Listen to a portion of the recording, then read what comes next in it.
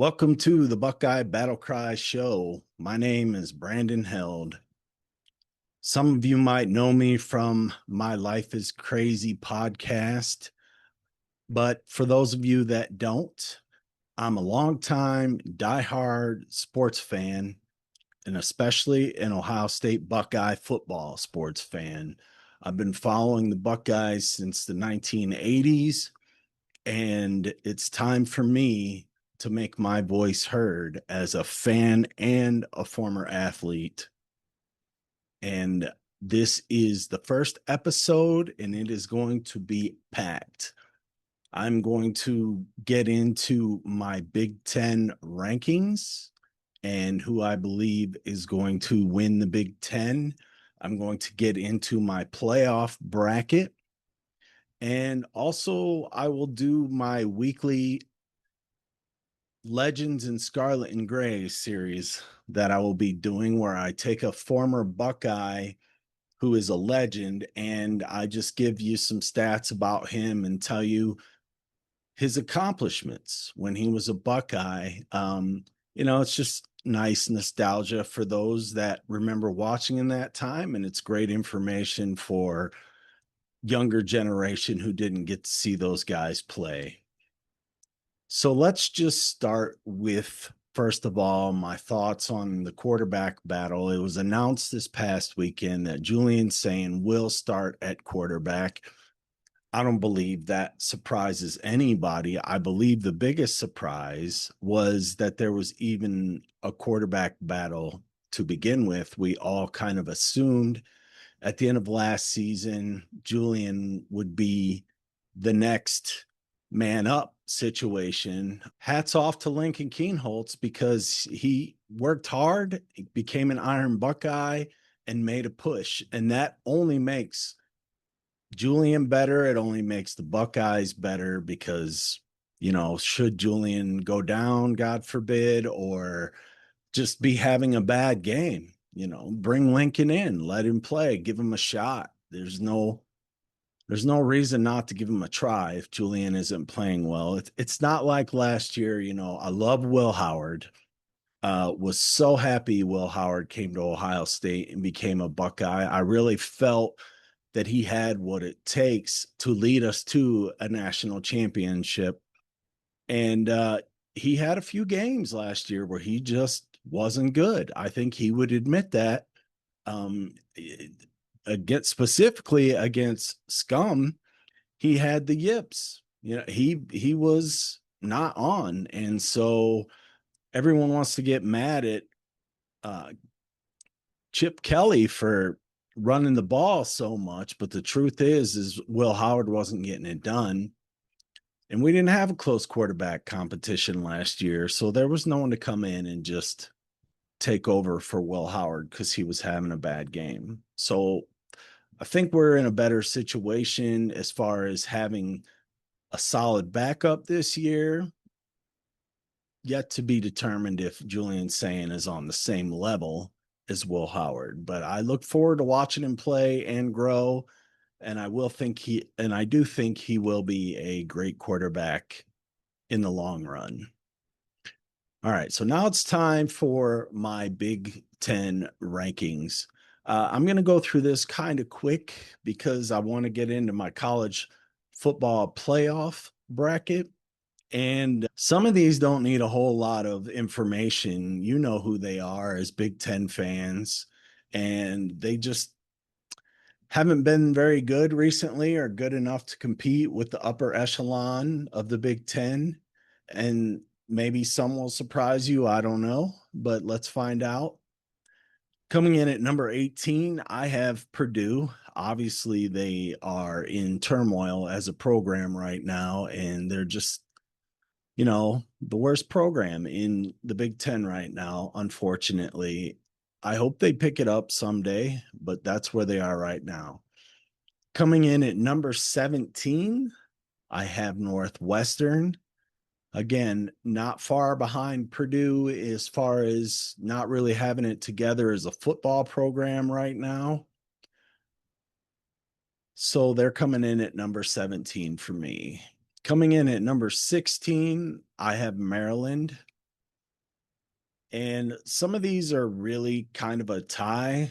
So I project that they'll have about the same records. I didn't want to break down and get records for each team for this because I'm trying to move through it pretty fast because I'm trying to squeeze a lot of information into one episode to kick this show off and get it out before we start doing our predictions and our weekly analysis of Ohio State games and other things going around the league. So, number 16, Maryland, I said. Number 15, I have Michigan State. And number 14, I have Rutgers. Now, I might be a little off here, admittedly, because at number 13, I have Wisconsin, and they have a pretty tough schedule. And Luke Fickell hasn't really given that program an identity yet. And there's a little bit of faith on my part that he is going to get it together a little bit at Wisconsin because, I do believe in him as a football coach. Even though, it wasn't a great year when he was Ohio State's head football coach, but he's evolved and he's grown a lot since then. And he was a very good defensive coordinator. So I'm putting Wisconsin at 13 with understanding it's a little bit unrealistically, understanding that they could be 16. So coming in at number 12, I have UCLA. I expect them to be a little bit improved this year, but not a whole lot. I don't believe getting Tennessee's quarterback that we smoked in the playoffs is going to go there and just turn their team around. But I could be wrong. I don't know at all. That's why these are projections, and I'm just giving my thoughts. Coming in at number 11, I have Iowa. Now, admittedly, Iowa could be much better than 11. I will admit that. They did get a quarterback that knows how to sling the ball around. And if Iowa puts up points and adds points to what they're capable to do on defense, then they could easily be fifth, sixth, seventh place in the Big Ten. But I'm in a show me place. So until Iowa shows me that they can score and put up points, I really only rely on their defense and, of course, that kicking game that they have. So I have Iowa at number 11. At number 10, I have Indiana. Why? Because Kurt Signetti, everyone is all on him about what a great coach he is. And I'm not saying he's not a very good coach because he is. However, no one was prepared for what he was bringing to the table last year. And now everyone has a year under their belt to see who Indiana is, to know what Indiana is about, to see how Kurt Signetti coaches teams. And with preparation, teams do much better. So I expect Indiana to have a down year this year, and compared to last year, that is. And so I have them at number 10. Number 9, I think Minnesota is going to be pretty solid this year. Also, their schedule isn't too bad. So I like the combination of, their coach and what they do versus who they're playing. So I squeezed them in at number 9. Number 8, also a team that is a wild card to me, could be a little higher. So 8, 7, and 6 coming up. These guys could all interchange pretty easily to me. But at number 8, I have Washington because they're still in a point where they have to show me they can be a little better in the Big Ten. But I do know that their coach is pretty freaking good. He came from the University of Arizona, and I live in Tucson, Arizona, and Arizona had one of their best seasons when he was their head coach. And so if he can do that here, I do expect him to do pretty well at Washington. So I have them at number 8, could easily be number 6, maybe even 5. Who knows? Number 7, I have Nebraska. Same thing. I like their coaching staff a lot. Matt Rule, he's brought in some really good coordinators, and Dylan Raiola should be better this year. He was a 5-star quarterback. There's no reason to, you know, say bad things about him. We wanted him at Ohio State. He almost came to Ohio State, and he just didn't have a great year as a true freshman. So there should be a marked improvement this year, which of course will make Nebraska a better team. Number 6, USC. Again, the talent is there. USC is a recruiting program. They can recruit talent. They're in California. There's all kinds of talent there. And their head coach is a very good head coach. He was getting it done in Oklahoma, and I think he can get it done at USC, although last year was a really tough year for USC. But I do see him turning it around and USC having a better season this year at number 6. And coming in at number 5, I have the team I affectionately call Scum. I mean, you know who they are. Say what you want about me being disrespectful and not respecting our opponent, or whatever you want to call it, whatever you want to say. I don't care. I'm a former athlete. I hate my enemy, and Ohio State's enemy is Scum, period. So I will refer to them as Scum, and that's who they are to me. And I have them coming in at number 5. Looking at their schedule and who they are with a true freshman quarterback, understanding they probably have a really, really good defense this year. I do think these top 4 teams are better based off of a combination of talent and schedules. So coming in at number 4, I have Illinois. Illinois has 17 returning starters. That's huge in college football, huge. And I think people really underestimate how big that is.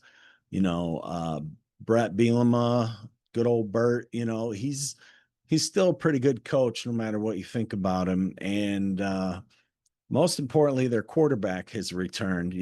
I don't know what they're going to do at receiver because they lost some receivers. But their running game should be on point. Their defense should be good. Their quarterback should be good.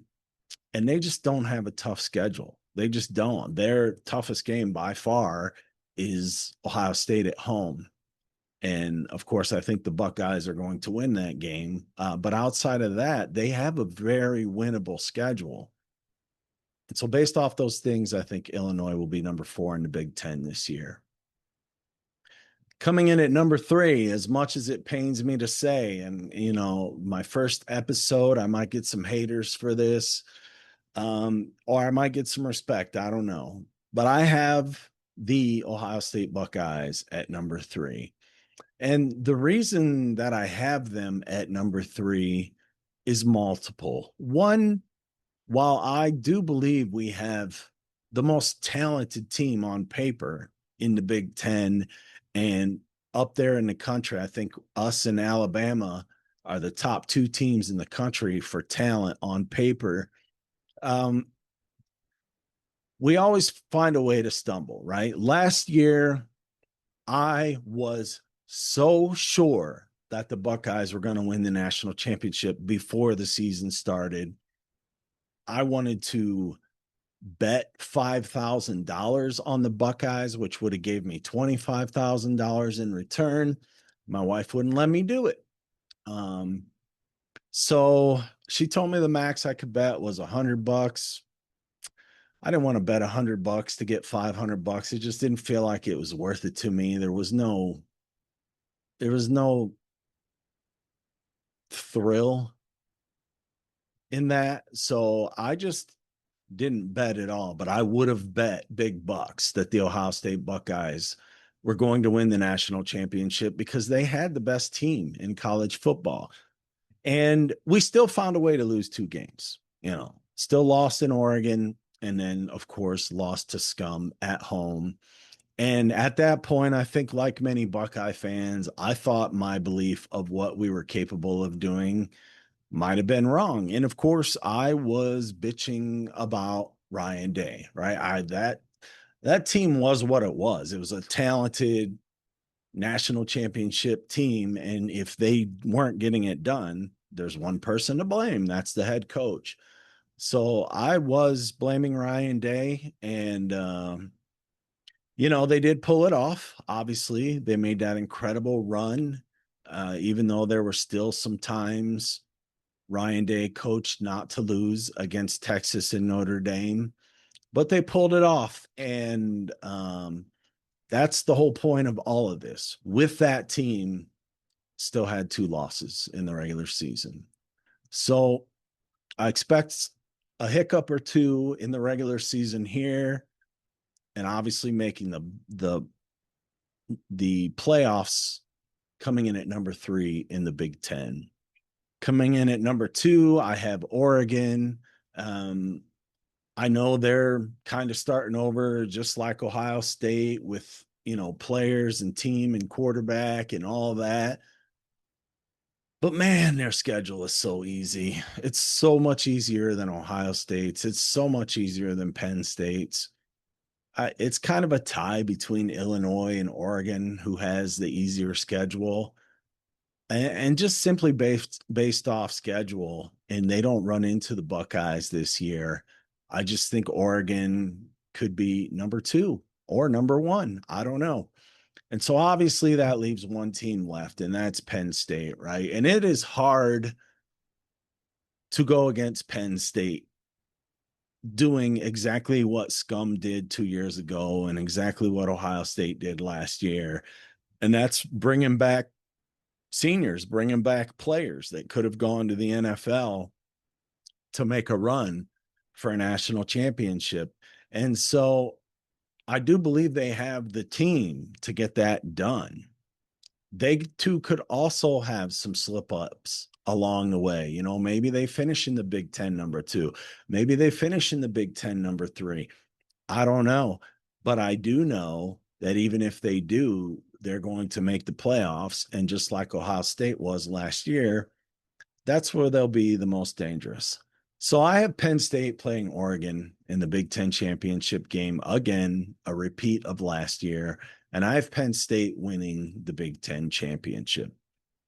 So you tell me what you think in the comments.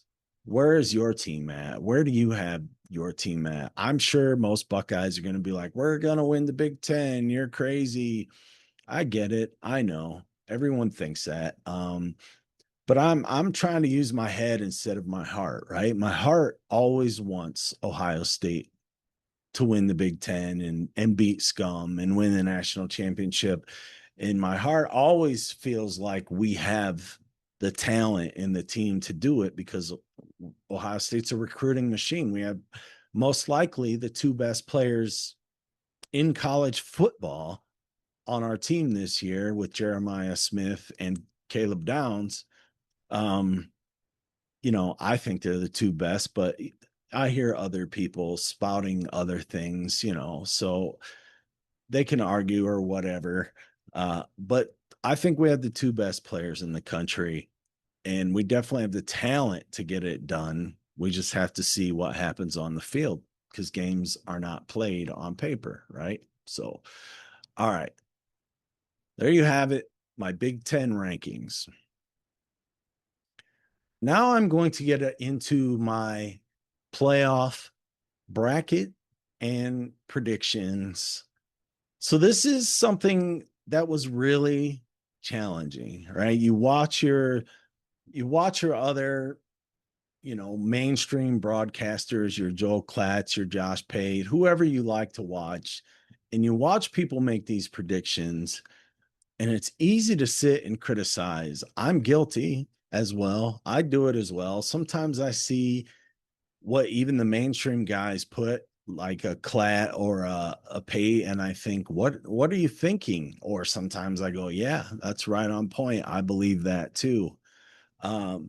So let me just dive in, tell you what I think, tell you why I'm thinking it, And so right at number 12, I'm not going to start at 1 and go backwards like most people do.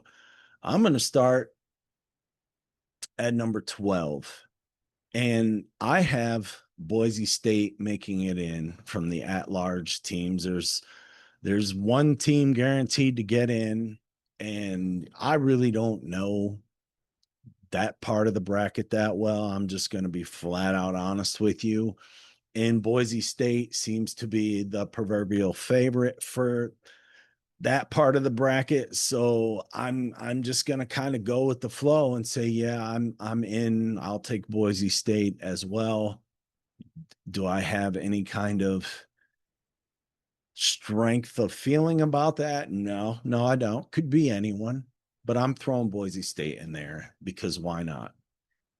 But the rest, 11-1, that's all me. That's my research. That's my thoughts, my belief. And coming in at number 11, because their quarterback returned and they had a down year last year by their standards, and I do expect them to recover, I have LSU. I do think LSU makes it in this year, and Brian Kelly needs it. He needs it because if they don't, I think he's out. I think he's done at LSU. So Brian Kelly needs LSU to make the playoffs this year. So I'm putting him in there because I think he's going to do everything in his power to make sure that happens. Coming in at number 10, I have Kansas State. Now, the Big 12 is a crapshoot, right? A lot of people have ASU, uh, Texas Tech's in the mix. There's multiple different teams, Utah. Really, any one of those teams could make it, truthfully.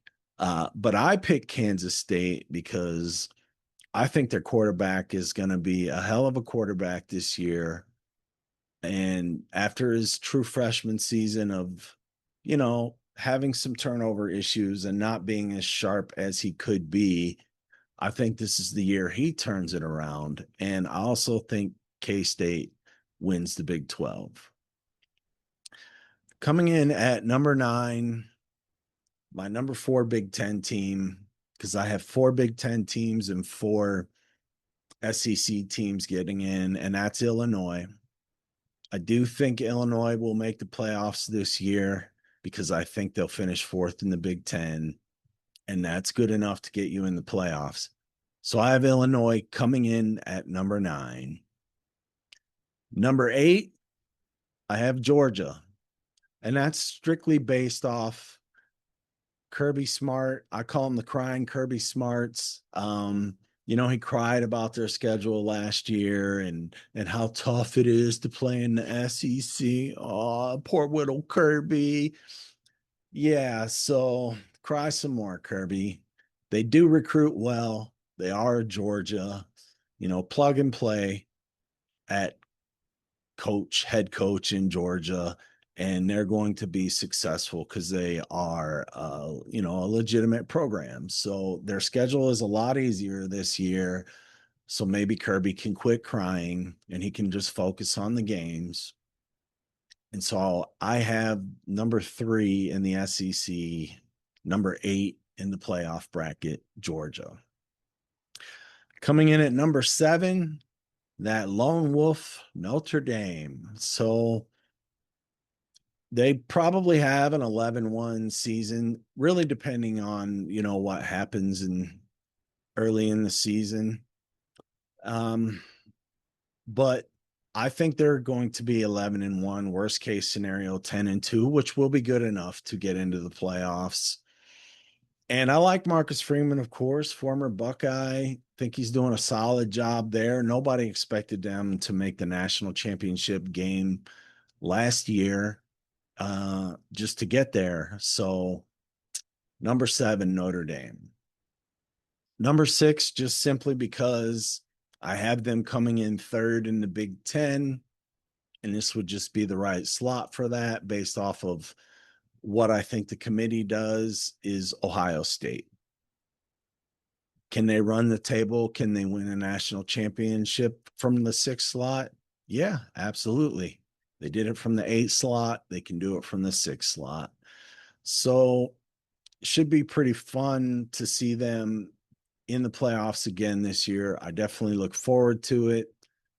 And the quarterback situation, if it is still saying, he will have a solid year under his belt, and he should be much better than he is at the beginning of the season. Number 5. Now, this might surprise some people because a lot of people have these guys winning the SEC. I do not. Texas coming in at number 5. I have them losing the SEC championship game and therefore being in second place in the SEC and being number 5 in the playoff bracket. Number 4, the second best team in the Big Ten, Oregon.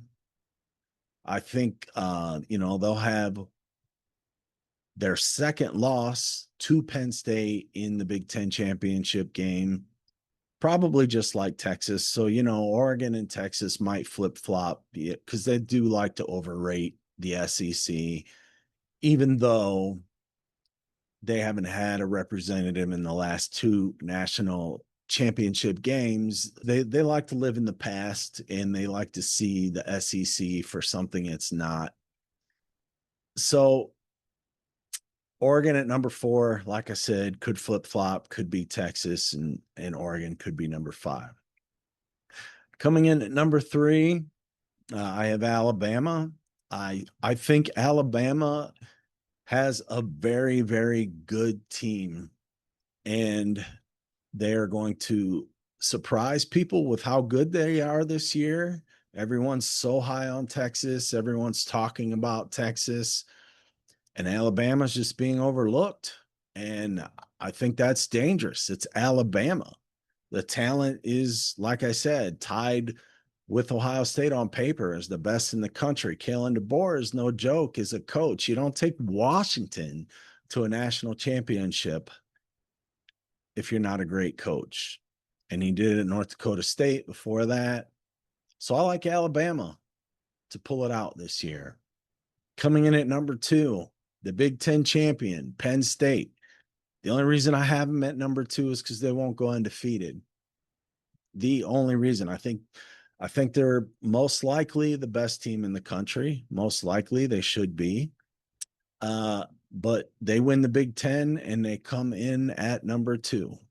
And finally, number 1, Clemson. So I hate Clemson. Let's be real. Most Buckeyes do. That classless 31-0 band thing they did after they beat Ohio State one year. It just starts a battle. And I unfortunately took my kids to that Clemson Ohio State game that Ohio State lost 31-0. And it was shocking. I couldn't believe it. My kids were like, "Dad, what is happening? We never lose." They were little at the time. And I said, "Yeah, I don't know. It was a shock."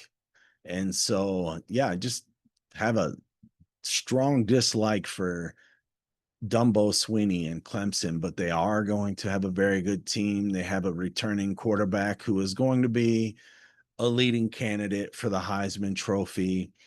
And after they play LSU in the first game of the season at Clemson, by the way, their schedule's a joke. The ACC is not tough at all. They don't really play anyone that good in the ACC. And I just think Clemson will go undefeated if they beat LSU the first game of the season. And for that reason, they'll be number 1 going into the playoffs. So that's my brackets. I'm not going to go through and break down each part of the bracket or anything like that. Because I don't know where these teams are going to place for sure. It's all subjective. It's all based off of, what a committee decides. But I will say this. I do, if it goes the way I think it will go, and Clemson's a 1 seed and Penn State's a 2 seed. I do see Clemson winning their bracket, and I see Penn State winning their bracket, and I see a Clemson Penn State national championship game with Penn State winning the national championship and the Big Ten 3 years in a row being the national champions. Also, 3 years in a row, no SEC representative in the national championship game.